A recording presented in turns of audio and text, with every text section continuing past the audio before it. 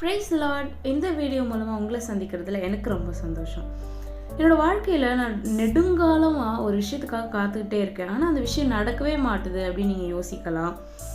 எவ்வளோ முயற்சி பண்ணுறேன் இந்த விஷயத்துக்காக, ஆண்டவர் என்னை காத்திருக்க வச்சுக்கிட்டே இருக்காரு, இதை செய்யவே மாட்டுறாரு அப்படின்னு நீங்கள் நினைக்கலாம். இன்றைக்கி ஆண்டவர் நம்மளோடு பேசுகிற வார்த்தை என்னன்னு பார்ப்போமா? நீதிமொழிகள் 13ஆம் அதிகாரம் 12ஆம் வசனம். நெடுங்காலமாய் காத்திருத்தல் இருதயத்தை இளைக்க பண்ணும், விரும்பினது வரும்பொழுதோ ஜீவ விருட்சம் போல இருக்கும். ஆமேன். நெடுங்காலமாக நீங்கள் காத்துட்ருக்கீங்க தான். அந்த காத்திருத்தல் உங்களை இருதயத்தை இளைக்க பண்ணது உண்மைதான். ஆனால் விரும்பினது வரும், அது வரும்போது அது ஜீவ விருட்சம் போல இருக்கும். ஆண்டவர் ஒரு காரியத்துக்கும் ஒரு நேரத்தை கரெக்டாக அவர் மார்க் பண்ணி வச்சிருப்பாரு. அவர் சகலத்தையும் செய்ய வல்லவர். அவர் செய்ய நினைத்து தடைப்படாது அப்படின்னு வசனம் சொல்லுது. அதினதின் காலத்தில் நேர்த்தியாக ஒரு விஷயத்தையும் அவர் செய்கிறாரு. உங்களை காத்திருக்க வைக்கிறாரா, உங்களை அவர் பழக்க வைக்கிறாரா, அவர் உங்களை உருவாக்குகிறாருன்னு அர்த்தம்.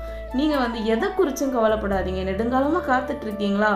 ஒரு நாள் வரும், நீங்கள் விரும்பினது உங்களுக்கு கிடைக்கும். அப்போ அது ஜீவ விருட்சம் போல இருக்கும். நம்பிக்கையோட காத்துருங்க. ஆண்டவர் உங்களுக்கு எல்லா காரியத்தையும் வாய்க்க பண்ணுவார். God bless you.